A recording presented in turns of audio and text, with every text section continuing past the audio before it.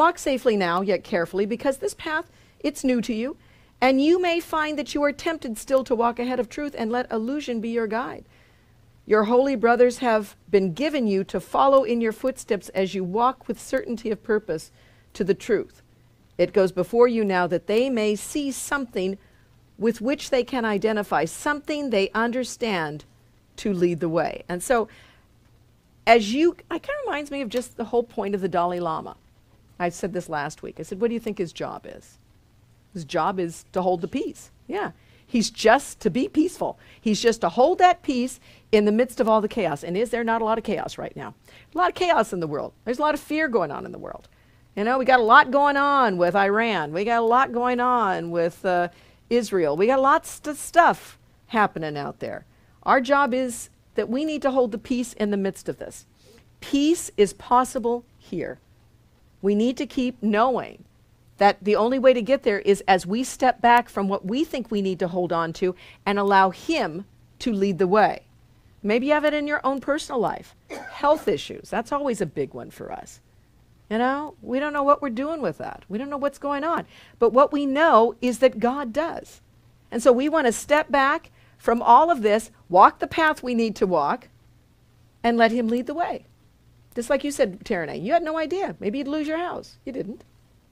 You know, maybe we're going through health issues. Maybe this body will be no more, but that will not stop us.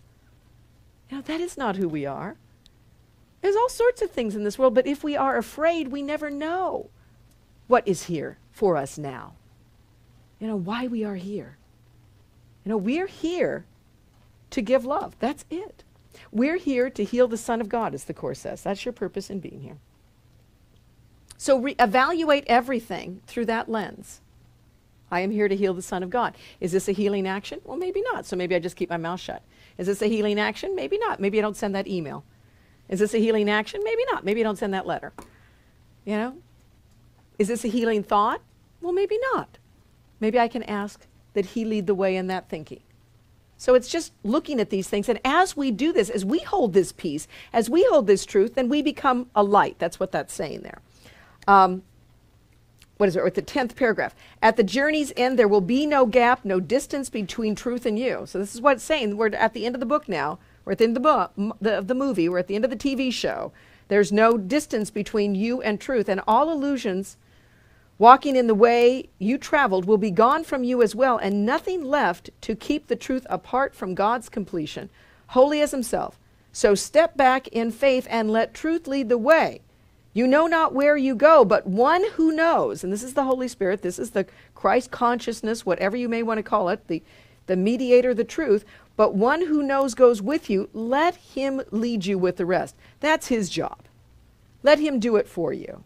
You can't get there when you think you're pointing out the way. Oh, it's over here. Oh, it's over here. No, it's over there. No, it's over there. And you're looking at all these different places when it's right here within you now. It says, when dreams are over and time has closed the door on all the things that pass, and miracles are purposeless, the Holy Son of God will make no journeys. This is when we know we are one with God. This is when we got to the end of the book. This is when we got to the end of the movie. There will be no wish to be illusions rather than the truth.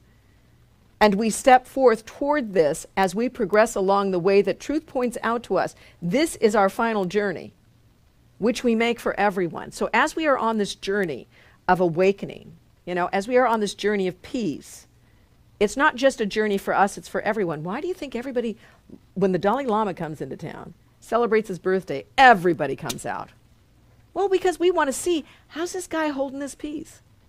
How's this guy doing this? I want to be like him. Everybody wants to be like him. They want something that he has. People come up to me and say, I got this at the Dalai Lama birthday party. You know, here, I got this one here. We all want something because we want a feeling of that remembrance, of that truth. Maybe you've been somewhere else where you wanted to take something home that reminded you of that. That's what this is talking about. We make this for everyone. Everyone, we hold this peace for them, and everybody goes, thank you for doing that. Think about your parents who went before you and made your life a little easier. Think about, I think about the caveman who found fire. We don't have to do that anymore. They did that for us, right? Caveman found fire. Somebody learned what a circle was, a wheel. We don't have to do that. We don't have to create the wheel, right? recreate the wheel, right? All these things. We had the Industrial Revolution. We learned how to move more than our body weight. That was a big deal. That liberated man. Because we could do that, we progressed. Somebody thought of flight. Wow, you know? Now we don't have to create that thing anymore. Somebody thought of cars, somebody thought of it. Now we move on. So we lead the way for everyone. We lead the way. So holding this truth that we're holding on to now leads the way for our future generations to know, I don't have to do those. I don't have to stumble through this idea that the world is, of course the world's an illusion. This is not my reality. Now I can move towards being more helpful and more healing towards this planet. You know? Now we think about how we are caretakers of this planet, right? You know, it used to be that people didn't think about that. They'd be, don't be a litter bug. That's all we ever said, right? Don't be a litter bug. Remember those commercials? Don't be a litter bug. Now we realize the consequences of our litter. So now we're being more responsible. And what do we always say? I'm being more responsible for the future generations that are to come. I'm being more responsible. So it's the same idea here. Now it's time to be responsible and not be a litter bug with our thinking. To be more responsible with our consciousness. I don't need to dwell in those dead thoughts.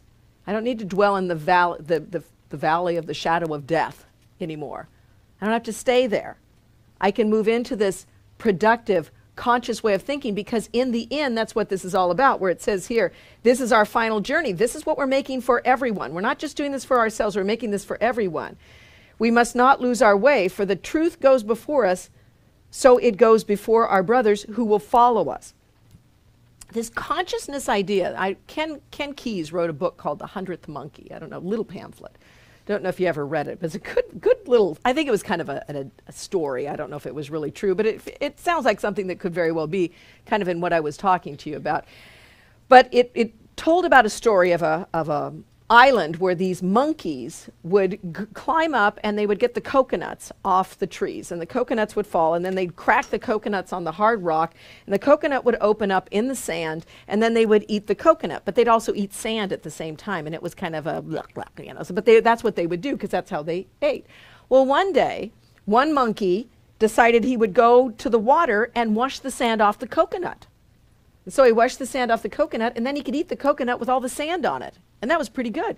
And other monkeys began to do the same thing. So the monkeys on another monkey saw it and walked down there, broke the coconut open, washed it in the water so he could eat the coconut without all the sand on it. And so all the monkeys on this particular island were doing this. You know, they were washing their food before they would eat it. And all of a sudden, they got to a critical consciousness, is what they called it, what Ken Keyes called it. And he says at that moment, the monkeys on the other islands began to do the same thing. Now, they didn't send messages. There was no email. Nobody had a cell phone, you know. So how did that happen? How did the monkeys on the other islands get to the place where they began to wash their coconuts with the sand, take the sand off of that? Reaches a level of consciousness was his point, was that we get to a place where then that moves on. So that's what we're here to do. To get to a place where this begins to make sense to us. Think about society right now. Prayer makes a lot of sense. You see it on the cover of magazines all the time. Nobody poo-poos that anymore. Meditation makes a lot of sense. You see that all the time. Meditation. You know, miracles. You see a lot more conscious thoughts about miracles all over in contemporary culture. Why is that? Because we do the work. You do the work. Because the Dalai Lama held the peace. Because Mother Teresa did the work. Because Jesus did the work. Because you do the work. That's what this is saying. You lead the way. So these thoughts that you have, when you replace the lie with the truth, are doing the work. That's important for us. Even if you think it's just my little life, what difference does it make? It makes a huge difference. Makes a huge difference.